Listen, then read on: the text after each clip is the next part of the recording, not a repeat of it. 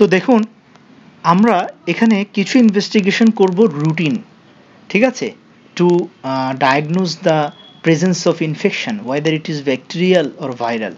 হ্যাঁ, এবং কিছু ইনভেস্টিগেশন করব টু অ্যাসেস দ্য সিভিয়ারিটি, পেশেন্টের বডিতে কী ধরনের সিভিয়ার ইনফ্লামেশন হচ্ছে সেটা দেখার জন্যে। কিছু ইনভেস্টিগেশন করব পেশেন্টের বডিতে সেপসিস হয়ে গেছে নাকি এখনো হয় নাই। কিছু ইনভেস্টিগেশন করব ইমেজিং, অর্থাৎ যে চেস্ট এক্স রে করা, হ্যাঁ, তারপরে আমরা সিটি নিউমোনিয়াতে লাগে না, সিটি কখনোই আমরা করি না যদি আন্ডারলাইং আল্লাহ না করুক ম্যালিগনেন্সি সাসপেক্ট করি, অথবা ব্রঙ্কিয়েকটাসিস সাসপেক্ট করি, ঠিক আছে, অথবা হচ্ছে এমফাইসেমাটাস প্রিডমিনেন্ট সিওপিডি সাসপেক্ট করি, সেক্ষেত্রে আমরা সিটি করতে পারি, যেমনটা আগে বলেছিলাম। তো এই বিষয়গুলো হলো সিম্পলি আমরা এইভাবে দেখি। তাহলে একটা হলো রুটিন ইনভেস্টিগেশন, আরেকটা হলো টু অ্যাসেস দ্য সিভিয়ারিটি, আরেকটা হলো রেডিও ইমেজিং, ঠিক আছে। তো এইভাবে আমরা ইনভেস্টিগেশনগুলোকে সাজাবো এবং আলোচনা করব, তাহলে আমাদের বুঝতে সুবিধা হবে ইনশাল্লাহ। তো দেখেন প্রথমেই আমরা এখানে কি করব, আমরা একটা কমপ্লিট ব্লাড কাউন্ট করব সরি, যে সেটা হলো সিবিসি। তো এটা যেহেতু একটা ব্যাকটেরিয়াল নিউমোনিয়া যদি হয়, তাহলে অবভিয়াসলি আমরা ডাব্লিউবিসির কাউন্ট হাই পাবো এবং এটা হবে ভেরি হাই। সাথে হলো নিউট্রোফিল কাউন্ট বাড়বে, কারণ ব্যাকটেরিয়াতে কি হয়, নিউট্রোফিলিক লিউকোসাইটোসিস, কথাটাকে আমরা এভাবে বলি, নিউট্রোফিলিক লিউকোসাইটোসিস পাবো ব্লাডে। আচ্ছা, এখন দেখেন সবার কি ডাব্লিউবিসি কাউন্ট এই যে 20,000 এত বেশি থাকবে না, এটা মোর দেন 11 উঠলেই প্লাস নিউট্রোফিল পার্সেন্টেজ বাড়লেই আমি এটা ব্যাকটেরিয়াল ইনফেকশন বলতে পারবো। কিন্তু যদি এই ডাব্লিউবিসি কাউন্ট, অর্থাৎ এটাকে আমরা বলি টিসি, টোটাল কাউন্ট, যদি টোটাল কাউন্ট মোর দেন 20,000 হয়ে যায়, তখন আমরা এটাকে বলবো মার্কার অফ সিভিয়ার, যে সিভিয়ার ইনফেকশন হচ্ছে বডিতে। অথবা লিউকোসাইট কাউন্ট লেস দেন 4 কমে গেলে, তাহলে দেখেন 4,000-এর নিচে, অর্থাৎ লোয়ার লিমিট কত, 4 থেকে 11 নর্মাল রেঞ্জ, তাহলে 4-এর নিচে নেমে গেলে অথবা 20-র উপরে উঠে গেলে সরি, এটা হলো সিভিয়ারিটি, ঠিক আছে, এটা হলো সিভিয়ারিটি ইন্ডিকেট করে। এখন আপনার প্রশ্ন যে ভাই আমি নিউট্রোফিলিক লিউকোসাইটোসিস বুঝলাম, কিন্তু লিউকোপেনিয়া কেমনে হবে, এখানে তো ইনফেকশন, লিউকোপেনিয়া কেমনে হচ্ছে এক্স্যাক্টলি, তাহলে what are the pathophysiology of leucopenia in pneumonia.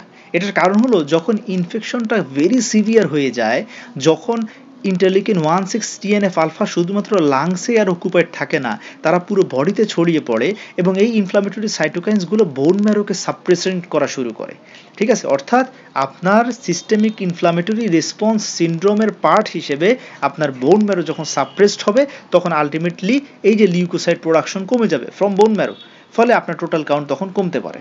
আরেকটা কারণ হলো যে এই যে যখন নিউমোনিয়াটা সেপসিসের রূপ নেয়, হ্যাঁ, অর্থাৎ নিউমোনি ক্যাপ ছিল, যেটাকে আমরা বলি cap, community acquired pneumonia, cap বলি সিম্পলি। তো এই ক্যাপটা যখন সেপসিসের টার্ন নেয়, তখন sepsis itself suppress the bone marrow, ঠিক আছে। অথবা এমন একটা মানে এটাকে কি বলে, গ্রাম নেগেটিভ ব্যাকটেরিয়া দিয়ে হলো, সাপোজ ক্লেপশিয়েলা নিউমোনি দিয়ে আপনার নিউমোনিয়াটা হলো ক্লেপশিয়েলা দিয়ে, এটা একটা গ্রাম নেগেটিভ ব্যাকটেরিয়া, ফলে এর যে আপনার লাইপোপলিস্যাকারাইড আছে, যেটা এন্ডোটক্সিন হিসেবে কাজ করে, এই এন্ডোটক্সিনটা বোন ম্যারোকে সাপ্রেস করে। এছাড়া হচ্ছে সিভিয়ার ইনফেকশন যদি হয় লাংসে, তখন ওই ইনফেক্টেড এরিয়াটা কি করে, হিউজলি আপনার সার্কুলেশন থেকে সব যে লিম্ফোসাইটগুলোকে টেনে টেনে সে লাংসের মধ্যে নিয়ে ফেলে at the site of inflammation, chemotaxis করে, ফলে সার্কুলেশনে লিউকোসাইট কাউন্ট কমে যায় এবং আপনি সিবিসি দেখার সময় তো হাত থেকেই ব্লাড নেন, ফলে আলটিমেটলি একটা রিলেটিভ লিউকোপেনিয়া আসতে পারে। তাহলে এই কয়েকটা হলো লিউকোপেনিয়ার মেইন কারণ, ঠিক আছে। তো আমরা যদি আপনাদেরকে এই ব্যাপারগুলো একটু বলি, দেখেন লিউকোপেনিয়া ইন সিভিয়ার নিউমোনিয়া, এখানে দেখেন বোন ম্যারো সাপ্রেশন যেগুলো বললাম, হ্যাঁ, তারপর হচ্ছে increase WBC consumption at the site of infection, তারপর হলো যে ডাইরেক্ট প্যাথোজেন ইফেক্ট যেটা বললাম, যে বিভিন্ন ভাইরাল নিউমোনিয়াতে হতে পারে অথবা এন্ডোটক্সিন মেডিয়েটেড হতে পারে, ঠিক আছে। এগুলো হচ্ছে মেইন কথা, বাকিগুলা মেজর কিছু না, এগুলা মানে অতটা এস্টাবলিশড এক্সপ্লেনেশন না, বাট আমি সোর্সে পেয়েছি তাই নিলাম। তো এই হলো আসলে লিউকোপেনিয়ার ব্যাখ্যাটা। তাহলে লিউকোপেনিয়া হওয়া মানে সিভিয়ার ইনফেকশন, লিউকোসাইটোসিস মোর দেন 20,000 এটাও সিভিয়ার ইনফেকশন। নিউট্রোফিল কাউন্ট, এটা এই যে নিউট্রোফিল কাউন্ট, এটা হচ্ছে মোর দেন 15 × 10⁹, এটা হচ্ছে সাজেস্ট করে আমাদেরকে ব্যাকটেরিয়াল। তা আমরা আসলে এইভাবে নিউট্রোফিল কাউন্ট দেখি না, আমরা নিউট্রোফিলের পার্সেন্টেজটা দেখি, হ্যাঁ, এটা মোর দেন 80% বা কিছু রেফারেন্সে 75%-এর উপরে গেলেই আমরা নিউট্রোফিলিয়া বলতে পারি। এরপর আসেন হেমোলাইটিক অ্যানিমিয়া হতে পারে পেশেন্টের। হেমোলাইটিক অ্যানিমিয়া কীভাবে বুঝবো? পেশেন্টের হিমোগ্লোবিন পার্সেন্টেজ কমে যাবে, বেসলাইন থেকে কমে যাবে, সাথে পেশেন্টের রেটিকুলোসাইট কাউন্ট বাড়বে, হ্যাঁ, পেশেন্টের এলডিএইচ বাড়বে, ঠিক আছে। আপনি যদি পিবিএফ করেন ওখানে ফ্র্যাগমেন্টেড আরবিসি পাবেন, ঠিক আছে। এটা হলো আমার হেমোলাইটিক অ্যানিমিয়া ফেভার করে। এটা সব নিউমোনিয়াতে হবে না, এটা ভেরি ইম্পর্টেন্ট একটা কোয়েশ্চেন যে এই হেমোলাইটিক অ্যানিমিয়া এটা হবে মাইকোপ্লাজমাতে, মাইকোপ্লাজমাতে হেমোলাইটিক অ্যানিমিয়া হয়। এখন আপনাদের প্রতি প্রশ্ন থাকলো কেন মাইকোপ্লাজমা নিউমোনিয়া হেমোলাইটিক অ্যানিমিয়া করে, অন্যান্য ব্যাকটেরিয়া করে না, ঠিক আছে। ওকে, এবার আসেন যে ইউরিয়া অ্যান্ড ইলেকট্রোলাইট, ঠিক আছে। ইউরিয়া অ্যান্ড ইলেকট্রোলাইট, এটা আমাদের প্রশ্ন হলো যে আমার সমস্যাটা হচ্ছে লাংসে, এখানে ইউরিয়া কেন বাড়ছে, এবং এই যে urea more than 7 it is a marker of severity. দেখেন আমি পিঙ্ক কালারের শেডেড করে আপনাদেরকে মার্কার অফ সিভিয়ারিটিগুলো আলাদা করে বোঝাচ্ছি, এবং এইটা এফসিপিএস পার্ট 1-এর জন্যে আপনার 100% ইম্পর্টেন্ট একটা কোয়েশ্চেন যে what are the marker of severity in pneumonia. Clear? আচ্ছা, এখন আসেন ইউরিয়াটা কেন বাড়ে। মনে রাখবেন ওই নিউমোনিয়াতে ইউরিয়া বাড়বে যেখানে রেনাল ফাংশন কম্প্রোমাইজড হবে। তাহলে বলেন তো নিউমোনিয়াতে রেনাল ফাংশন কম্প্রোমাইজড কেন হবে? নিউমোনিয়ার কারণে যদি পেশেন্ট সেপসিসের দিকে চলে যায়, অথবা নিউমোনিয়ার কারণে পেশেন্ট যদি হাইপোটেনশন ডেভেলপ করে, লো ব্লাড প্রেশার ডেভেলপ করে, ফলে রেনাল পারফিউশন কমে যাবে, ফলে কিডনির একটা কাজই হলো বডি থেকে ইউরিয়াটা ইউরিনের মাধ্যমে এক্সক্রিট করা, ফলে কিডনি আর ইউরিয়াকে এক্সক্রিট করতে পারছে না, কিন্তু লিভার ঠিকই ইউরিয়া সিনথেসিস করছে, ফলে বডিতে ইউরিয়া বেড়ে যাবে। তাহলে increased urea indicates compromisation of renal function. That means patient আসলে নিউমোনিয়ার মধ্যে নাই, হয়তো সেটা সেপসিস হয়ে গেছে, নাহলে সিস্টেমিক ইনফ্লামেটরি রেসপন্স সিনড্রোম হচ্ছে, সেখান থেকে রেনাল হাইপোপারফিউশন হয়ে ইউরিয়া বাড়তেছে, ঠিক আছে। তো দেখেন এখানে একদম বোল্ড করে জিনিসগুলো লেখা আছে, ডিউ টু রেনাল হাইপোপারফিউশন। ওকে, এবার আসেন যে হাইপোনেট্রিমিয়া কেন হয়। যে নিউমোনিয়া হাইপোনেট্রিমিয়া কেন হচ্ছে, এবং হাইপোনেট্রিমিয়া এটা একটা poor prognostic factor for pneumonia অর্থাৎ সিভিয়ারিটি। একইভাবে হাইপোনেট্রিমিয়া এটা poor prognostic factor for chronic heart failure. একইভাবে hyponatraemia poor prognostic factor for chronic liver disease. তাহলে এখানে হাইপোনেট্রিমিয়াটা কেন হচ্ছে? নিউমোনিয়া এটা একটা কি stressful condition, any acute stress, any inflammation, severe inflammation in the body, not inflammation বললাম, আমি কি বললাম?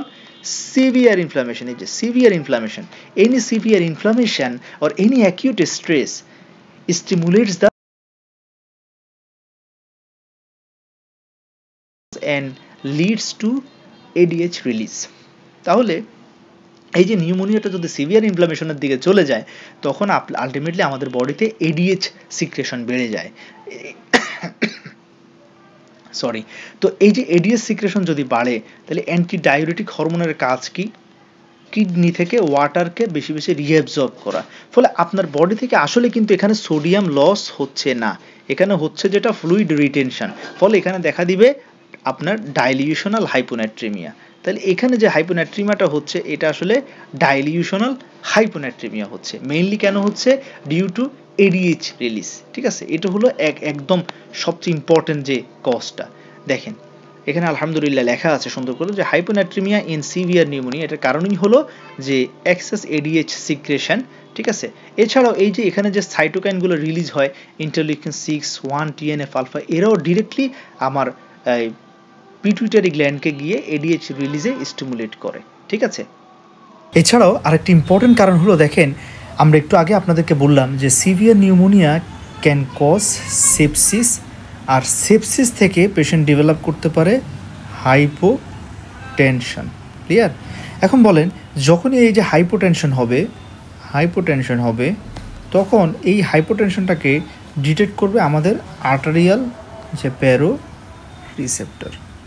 এই ব্যারো রিসেপ্টরগুলো তখন সিগন্যাল পাঠাবে, এফারেন্ট সিগন্যাল পাঠাবে কোথায়?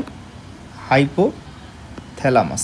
এই হাইপোথ্যালামাস তখন একদিকে সে আমাদের সিম্প্যাথেটিক নার্ভাস সিস্টেমকে অ্যাক্টিভ করে সে হার্ট রেট বাড়ানোর চেষ্টা করে, ব্লাড প্রেশার উঠানোর চেষ্টা করবে, আরেকদিকে সে ভ্যাসো কনস্ট্রিকশন করে ব্লাড প্রেশার বাড়ানোর চেষ্টা করবে।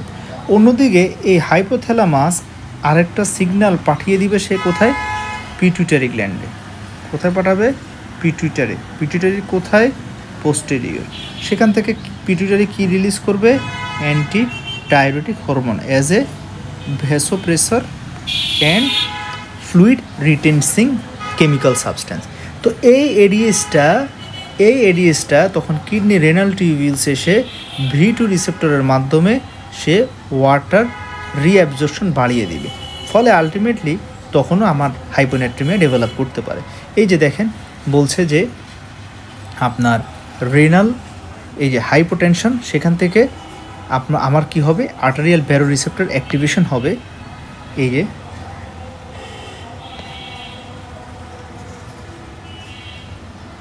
এই যে দেখেন যে হাইপোভোলেমিয়া, হাইপোটেনশন, সেখান থেকে আলটিমেটলি আমাদের ব্যারো রিসেপ্টর অ্যাক্টিভেশন হবে।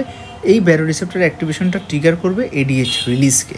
ঠিক আছে, এই যে hypotension, low arterial pressure, it activates the baroreceptor, then ultimately ADH increase করবে। ঠিক আছে, ওকে। আরেকটা আসেন দেখেন, ইটসেলফ যখন আমাদের এখানে হাইপোটেনশন ডেভেলপ করবে, হাইপোটেনশনের কারণে রেনাল পারফিউশন কমে যাবে, কিডনিতে ব্লাড ফ্লো কমে যাবে, ফলে রেনাল হাইপোক্সিয়া দেখা দিবে। এখন যখনই রেনাল পারফিউশন কমে যায়, এটা সবাই আপনারা সেই ফার্স্ট ইয়ার থেকে পড়ে আসছেন, রেনাল হাইপোপারফিউশন হলেই কিডনি তখন কোন অ্যাক্সিসকে অ্যাক্টিভ করবে, রেনিন অ্যাঞ্জিওটেনসিন অ্যালডোস্টেরন সিস্টেমকে সে অ্যাক্টিভ করবে। এবং এই যে এখান থেকে আলটিমেটলি কী তৈরি হচ্ছে, অ্যাঞ্জিওটেনসিন 2 তৈরি হচ্ছে। এই অ্যাঞ্জিওটেনসিন 2টা কী করবে বলেন, সে সোডিয়াম এবং ওয়াটার রিঅ্যাবজর্পশন বাড়িয়ে দিবে। তাহলে এই ওভারঅল এই জিনিসগুলোর কারণে দেখা যাচ্ছে নিট বডিতে H2O পরিমাণ সোডিয়ামের চাইতে বেড়ে যায়, ফলে এখানে একটা ডাইলিউশনাল হাইপোনেট্রিমিয়া দেখা যায়। এই যে ডাইলিউশনাল হাইপোনেট্রিমিয়া দেখা যায়। তাহলে আমরা কি বললাম, 1 নাম্বার হলো এডিএইচ সিক্রেশন বেড়ে যাচ্ছে, 2 নাম্বার বললাম ইন্টারলিউকিন 160 NF আলফার কারণে এডিএইচ বাড়তেছে, 3 নাম্বার বললাম হাইপোটেনশনের কারণে ব্যারো রিসেপ্টর অ্যাক্টিভেশন হয়ে হাইপোথ্যালামাসের মাধ্যমে একটা সিগন্যাল যাচ্ছে, 4 নাম্বার বললাম renal hypoperfusion due to hypotension, সেখান থেকে renin angiotensin aldosterone system activation হয়ে যাচ্ছে। এই যে এতগুলোর মেকানিজমের মাধ্যমে আলটিমেটলি হাইপোনেট্রিমিয়া হতে পারে, which is a marker of severity. Clear? আশা করি আলহামদুলিল্লাহ এখানে আর কোনো কনফিউশন নাই। এখন আসেন যে আমরা দেখি যে লিভার ফাংশন। মনে রাখবেন লিভার ফাংশন বলতে আমরা এখানে যেটা বুঝি যে অ্যাকচুয়ালি লিভার ফাংশন হলো, যখন আপনাকে কেউ লিভার ফাংশন বলবে, আমরা ALT, AST, PT with INR, হ্যাঁ, তারপরে সিরাম অ্যালবুমিন, তারপরে সিরাম বিলিরুবিন, এগুলোকে বোঝায়। কেমন? আচ্ছা, হ্যাঁ। তো এখন যখন এটা সব নিউমোনিয়াতে না, লিভার ফাংশন বলতে ALT এবং AST এটা বেড়ে যাবে। কাদের ক্ষেত্রে? যদি এটা রাইট লাংসে হয় নিউমোনিয়াটা, তাও আবার রাইট লাংসের বেজাল রেজিয়নে। কেন? কারণ আপনারা যদি অ্যানাটমিটা খেয়াল করেন, এই যে আমাদের এটা হলো রাইট লাং ফিল্ড, এটার ঠিক নিচেই হলো আমাদের কি, লিভার। ফলে যদি এই জায়গাটাতে যদি নিউমোনিয়াটা হচ্ছে, তখন এই ইনফ্লামেশনটা স্প্রেড করে এখানে এসে সে এখানে কি করতে পারে, হেপাটাইটিস করতে পারে। এই হেপাটাইটিস থেকে আলটিমেটলি পেশেন্টের ALT অনেক বাড়তে পারে, 600, 700, 800 হয়ে যেতে পারে। AST বাড়তে পারে, ঠিক আছে, ALPও সাম এক্সটেন্ট বাড়তে পারে, তবে মেইনলি বাড়বে এখানে ALT এবং AST মেইনলি বাড়বে। ওকে, আচ্ছা। এবার আসেন যে এখানে হাইপো অ্যালবুমিনিয়াটা কেন হচ্ছে। হাইপো অ্যালবুমিনেমিয়া হওয়ার কারণ হলো, মনে রাখবেন যেহেতু নিউমোনিয়া একটা acute infectious state, acute inflammatory state, তখন লিভার কী করবে, সে বডিতে বিভিন্ন অ্যাকিউট ফেজ প্রোটিন তৈরি করবে। কি প্রোটিন? Acute phase protein. এটা বডিতে যে কোনো জায়গায় ইনফেকশন ইনফ্লামেশন হলেই লিভার অ্যাকিউট ফেজ প্রোটিন তৈরি করে। অ্যাকিউট ফেজ প্রোটিন বলতে মূলত হলো CRP, ফাইব্রিনোজেন, অ্যামাইলয়েড প্রোটিন। এখন সাথে হলো অ্যামাইলয়েড। কেমন? আচ্ছা, এখন দেখেন এই যে লিভারের মেইন কাজ ছিল সে বিভিন্ন ক্লটিং ফ্যাক্টর তৈরি করবে, হ্যাঁ, যেটাকে আমরা প্রথম দিন টাইম দিয়ে বুঝতে পারি। সে অ্যালবুমিন তৈরি করবে, হ্যাঁ, তারপরে সে বিভিন্ন ভিটামিন স্টোর করবে, ঠিক আছে, ওই যে লিভারের যে সকল সিনথেটিক ফাংশন, হ্যাঁ, তারপর হলো যে স্টোরেজ ফাংশন, হ্যাঁ, তারপরে যে বিভিন্ন মেটাবলিক ফাংশন আছে, এই যে ইউরিয়া প্রোডাকশন করে, এগুলো লিভারের মেইন কাজ ছিল। হ্যাঁ, এখন কোনো কারণে যখন বডিতে অ্যাকিউট ইনফেকশন বা অ্যাকিউট ইনফ্লামেশন চলে আসে, তখন লিভার কি করে, সে তার নেসেসারি ফাংশনগুলোকে ভুলে গিয়ে সে তখন বেশি বেশি সিআরপি তৈরি করা শুরু করে, ফাইব্রিনোজেন তৈরি করা শুরু করে। কেন? কারণ এই acute phase protein CRP, fibrinogen এগুলো বডি থেকে মানে যেই ডিস্ট্রাকটিভ বা ক্ষতিকারক যে মাইক্রো অর্গানিজম, এগুলোকে মানে ইমিউন রেসপন্সের মাধ্যমে বডি থেকে এক্সক্রিট করে ফেলতে, ওয়াশ আউট করে ফেলতে হেল্প করে। কিন্তু এটা করতে গিয়ে যেটা হয়, লিভার, সে মানুষ একজন, অ্যাট এ টাইম দুইটা কাজ ভালোভাবে করতে পারে না। হ্যাঁ, ব্রেইন যে কোনো একটা জিনিস ভালো করে করতে পারবে। সে লিভার যখনই এই সিআরপি ফাইব্রিনোজেন প্রোডাকশন বাড়িয়ে দেয়, তখন কনকমিটেন্টলি তখন অ্যালবুমিন সিনথেসিস কমে যায়। এই কারণে হাইপার অ্যালবুমিনেমিয়া দেখা দেয়। তাহলে হাইপার অ্যালবুমিনেমিয়া দেখা দেওয়ার এখানে কারণ কি? এখানে মেইন কারণ হলো অ্যালবুমিন সিনথেসিস কমে যাওয়া। কারো বডিতে অ্যালবুমিন কমে গেলে আপনাকে বুঝতে হবে আইদার তার অ্যালবুমিন সিনথেসিস কমে গেছে অথবা অ্যালবুমিন এক্সক্রিশন বেড়ে গেছে কিডনি দিয়ে। তাহলে এখানে অ্যালবুমিন সিনথেসিস কমে যাচ্ছে কেন? Due to acute phase protein over production. ঠিক আছে, তাহলে অ্যালবুমিন কমে গেছে, তার মানে ইনডাইরেক্টলি একটু পরে দেখবেন কি বেড়ে যাবে, এই যে সি রিঅ্যাক্টিভ প্রোটিন বেড়ে যাবে। ঠিক আছে, সি রিঅ্যাক্টিভ প্রোটিন, ইএসআর বাড়তে পারে, এনি ইনফ্লামেটরি কন্ডিশনে ইএসআর বাড়তে পারে। এটাও এক ধরনের মানে অ্যাকিউট ফেজ রেসপন্সকে ইন্ডিকেট করে। তাহলে এই যে দেখেন সিআরপি বাড়তেছে আর অ্যালবুমিন কমতেছে। ক্লিয়ার? আচ্ছা, এবার আসেন, যদি আমরা নিউমোনিয়ার কারণে সেপসিস সাসপেক্ট করি, তাহলে আমরা ব্লাড কালচার করতে দিব, ব্লাড সিএস। হ্যাঁ, এটা আমরা ফ্যান মেথডে দিই, এভাবে লিখি আমরা, কারণ অলরেডি সে অ্যান্টিবায়োটিক পেয়ে গেছে হয়তো। ব্লাড সিএস ব্র্যাকেটে লিখে দিই বড় হাতের FAN, ফ্যান মেথড। এটা করলে হয় কি, অ্যান্টিবায়োটিক পেলেও আমরা কালচার করার সময় অ্যান্টিবায়োটিকগুলোকে আলাদা করে আগে এক্সট্রাক্ট করে বের করে ফেলি। ঠিক আছে, তাহলে ব্লাড কালচার ব্র্যাকেটে ফ্যান মেথড লিখে দিব, তাহলে হচ্ছে অ্যান্টিবায়োটিক পাওয়া সত্ত্বেও গ্রোথ আসে কালচারে। এরপরে আসেন, আমরা পেশেন্টের এবিজি করব। কখন করব? সব পেশেন্ট না, যদি স্যাচুরেশান 93%-এর কম চলে আসে, 93%-এর কম চলে আসে, অনেকে 94%-এর নিচে আসলো, হিসাব করে এটাকে এবিজি করে আমরা কি দেখতে চাই। স্যারের প্রশ্ন, আমি প্রথমেই একটা লেকচার আপনাদেরকে বলেছি যে কোনো ইনভেস্টিগেশনে what do you expect and what will you do after seeing the measurement, এটা আপনাকে জানতে হবে। তাহলে আমরা এখানে এবিজি করে দেখতে চাই পেশেন্টের টাইপ 1 রেসপিরেটরি ফেলিওর ডেভেলপ করছে কি না, এবং যদি পেশেন্টের PO2 প্রোগ্রেসিভলি কমে যাচ্ছে এবং এই PCO2 partial pressure of carbon dioxide বেড়ে যাচ্ছে, পিএইচ কমে যাচ্ছে, রেসপিরেটরি অ্যাসিডোসিস ডেভেলপ করছে, তখন কিন্তু ইট is A indication of ICU referral. তখন আপনাকে পেশেন্টকে সিভিয়ার নিউমোনিয়া হিসেবে লেভেল করে আইসিইউতে ট্রান্সফার দিতে হবে ফর এই সিপ্যাপ অথবা ইনভেসিভ ভেন্টিলেশন। ক্লিয়ার? আচ্ছা, এই হচ্ছে ব্যাপারটা। এরপর আসেন, স্বাভাবিকভাবেই তার যে কোনো পেশেন্টের চেস্ট ইনফেকশন সাসপেক্ট করছেন, পেশেন্টের স্পুটাম আছে, আপনি অবশ্যই একটা sputum for GS and CS করবো, অর্থাৎ স্পুটামটা নিয়ে মাইক্রোস্কোপিতে গ্রাম স্ট্রেনিং করে দেখবো কোনো মাইক্রো অর্গানিজম আছে কিনা, ব্যাকটেরিয়া আছে কিনা, কোন ব্যাকটেরিয়া আছে, এটা কি স্ট্যাফোরিয়াস না স্ট্রেপ্টোকক্কাস না ক্লেপশিয়েলা না মাইকোপ্লাজমা না লেজিওনেলা, এগুলো দেখবো কালচার সেন্সিটিভিটি করে। কারণ অনেক সময় গ্রাম স্ট্রেনিংয়ে আপনি ব্যাকটেরিয়া দেখতে পাবেন না, 2-1টা আসছে আপনি দেখেন না, মিস করে গেছে, কিন্তু কালচারে তো 2-1টা থাকলেও সেটাকে গ্রোথ করে অনেকগুলো করে ফেলবে, ফলে কালচারে দেখতে পারবো। 2 নাম্বার, কালচারে আমরা অ্যান্টিবায়োটিক কোনটা দিলে কাজ করবে এটা বুঝতে পারবো। যেমন আমরা এরকম অনেক পেশেন্ট পাই, আমাদের কাছে আসছে, আমরা পেশেন্টকে সেফট্রাইক্সন শুরু করছি, হ্যাঁ, সেফট্রাইক্সন 1 গ্রাম BD করে শুরু করছি, সাথে ক্ল্যারিথ্রোমাইসিন দিছি, কালচার CS আসছে স্পুটামে, দেখা যাচ্ছে সেফট্রাইক্সন রেজিস্ট্যান্ট, তো কোনো লাভই হয় না এতদিন দিয়ে। ঠিক আছে, এই কারণে প্রথমে উচিত স্পুটাম CS পাঠিয়ে তারপর অ্যান্টিবায়োটিক স্টার্ট করা, তাহলে আমি ভালো রেজাল্ট পাবো ইনশাল্লাহ। ওকে, ফ্যারেঞ্জিয়াল সোয়াব আমরা করি না, এটা আমরা করি না, করা হয় না, ভাইরাল কজে করা হয়। এরপরে আসেন আমরা রেডিও ইমেজিং। তাহলে আমরা বলেছি অলরেডি চেস্ট এক্সরে নিয়ে ডিটেলস কথা বলেছি। চেস্ট এক্সরে করে যদি লোবার নিউমোনিয়া হয়, আপনি লোবার নিউমোনিয়ার ফাইন্ডিংগুলো পাবেন, যদি ব্রঙ্কো নিউমোনিয়া হয় বাইলেটারালি ব্রঙ্কো নিউমোনিয়ার ফাইন্ডিং পাবেন, এক্সরে সহ দেখিয়েছি আলহামদুলিল্লাহ।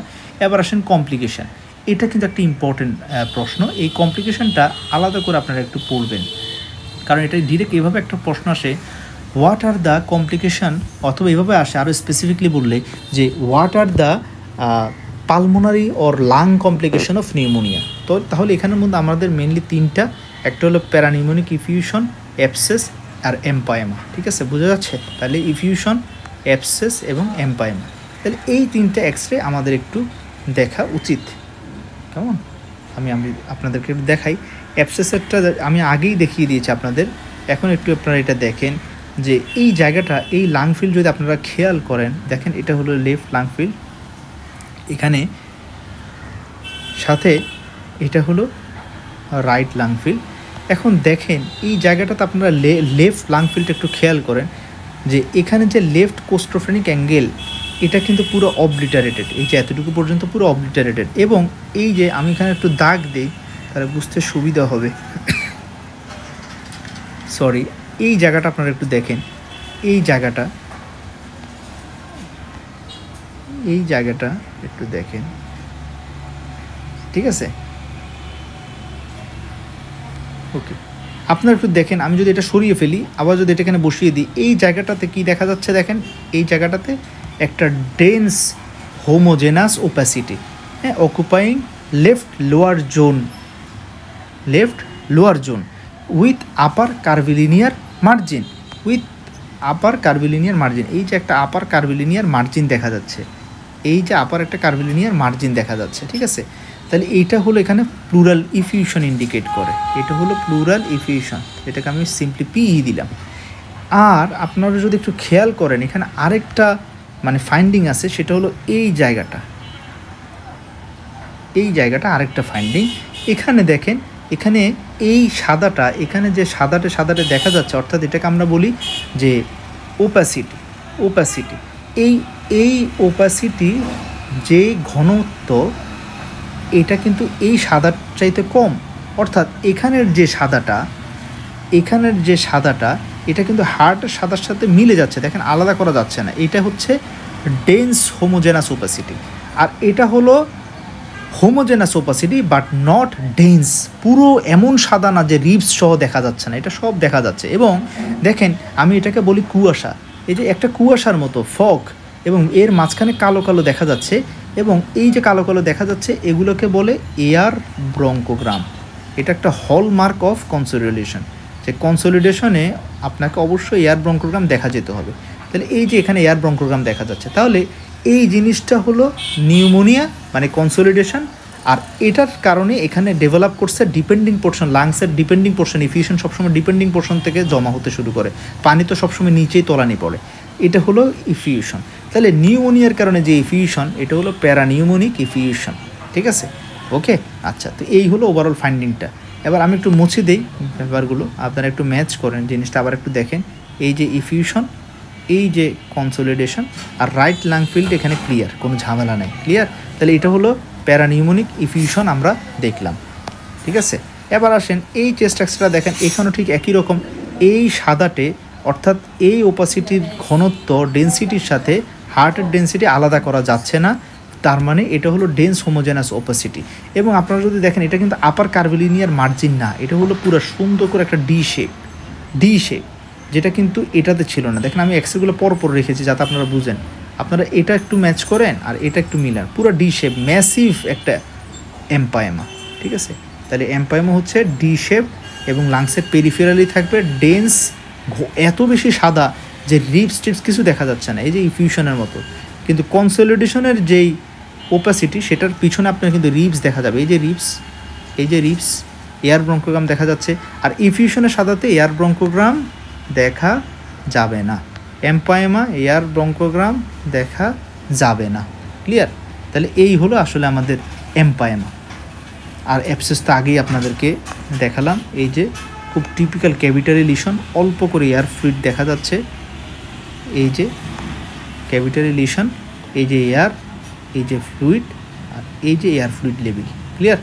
ওকে, তো এই হলো আসলে আমাদের ব্যাপারগুলো। এখন দেখেন এখানে আরেকটা হচ্ছে, যদি কোনো পেশেন্ট মানে নিউমোনিয়ার পেশেন্ট আমাদের কাছে প্লুরাল ইফিউশন নিয়ে, অর্থাৎ এটাকে প্লুরাল ইফিউশন, যেই প্লুরাল ইফিউশন নিউমোনিয়ার কারণে, এটাকে আমরা শুধু প্লুরাল ইফিউশন বলবো না, এটাকে আমরা বলবো যে প্যারানিউমোনিক ইফিউশন। প্যারানিউমোনিক ইফিউশনে আমরা always aspirate and culture when present in more than trivial amount, মানে মোটামুটি সিগনিফিক্যান্ট অ্যামাউন্ট হলে আমরা করব। যেমন একটু আগে আমরা যে এক্সরেটা দেখিয়েছি আপনাদের, এখানে প্যারানিউমোনিক ইফিউশন কিন্তু ভালোই, হ্যাঁ, এবং ভালো পরিমাণে প্যারানিউমেনিক ইফিউশন আছে। সো নিয়ম অনুযায়ী এটাকে আমরা ড্র করব, তবে ড্র করার আইডিয়াল নিয়ম হচ্ছে ইউএসজি গাইডেড, কিন্তু আমরা ওয়ার্ডে ব্লাইন্ডলি করে দিই। USG guided plural fluid aspiration, এটা করব, করার পর আমরা স্টাডিতে পাঠাবো। স্টাডিগুলো পাঠাই এভাবে, প্লুরাল ফ্লুইড স্টাডি 4, তারপর 1 নাম্বার মাইক্রোবায়োলজিক্যাল স্টাডি, এখানে আমরা সিএস করবে। 2 নাম্বার বায়োকেমিক্যাল স্টাডি, এখানে আমরা ওই যে প্রোটিন, গ্লুকোজ এগুলো দেখি। হ্যাঁ, তারপর হচ্ছে 3 নাম্বার হচ্ছে যে আমরা এখানে দেখি যে আপনার অ্যাডিনোসাইন ডিঅ্যামাইনেজ, টিউবারকুলোসিস এক্সক্লুড করার জন্য। তারপরে জিন এক্সপার্ট, এটা হচ্ছে কনফার্মেটরি টেস্ট অফ টিবি, ঠিক আছে। তারপরে আমরা এখানে বিভিন্ন সেল কাউন্ট দেখি, এখানে আরবিসি আছে কিনা, ডাব্লিউবিসি আছে কিনা, হ্যাঁ, তারপরে হচ্ছে যে আপনার কি লিম্ফোসাইট আছে কিনা, ঠিক আছে, এগুলো আমরা দেখি। ক্লিয়ার? আবার অনেক সময় যখন আমরা এম্পাইমা সাসপেক্ট করি, ক্লিয়ার, অর্থাৎ পাস চিন্তা করতেছেন, তখন আমরা এক্সট্রা পিএইচ দেখতে হয়, প্লুরাল ফ্লুইডের পিএইচ দেখতে হয়, এখানে ল্যাকটেট আছে কিনা এটা দেখতে হয়। এগুলোকে একসাথে আমরা পরে প্লুরাল ফ্লুইড ইফিউশন পড়ানোর সময় পড়াবো। এটাকে আমরা লাইটস ক্রাইটেরিয়া বলি, ঠিক আছে। তো এই হলো আমাদের প্লুরাল ফ্লুইড স্টাডি,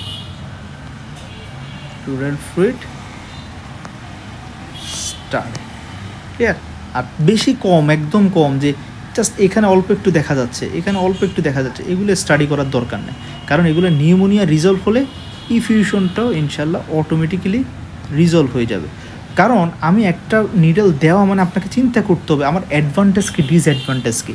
একটা নিডল আপনি এখানে মানে পুশ করা মানে হলো তার আপনি একটা আয়াট্রোজেনিক নিউমোথোরাক্সের ঝুঁকি আপনাকে নিতে হচ্ছে, এবং হচ্ছে অহরহ এই জিনিসগুলো, ঠিক আছে। সো আপনাকে চিন্তা করতে হবে আদৌ আমার পেশেন্টের উপকার বেশি হবে নাকি অপকার বেশি হবে, এটা চিন্তা করে আপনাকে ডিসিশনটা নিতে হবে ইনশাল্লাহ। ক্লিয়ার? আচ্ছা, তো এই হলো আমাদের ওভারঅল ব্যাপারগুলো। এবার আসেন যে আমরা মোটামুটি পেশেন্টের এই আসার পরে রিসাসিটেট করলাম, পেশেন্টকে অ্যাসেস করলাম ক্লিনিক্যালি, কিছু টেস্ট পাঠিয়ে দিলাম। এখন আমরা বুঝবো কীভাবে যে পেশেন্টটাকে কি আইসিইউতে পাঠাবো না ওয়ার্ডে রাখবো।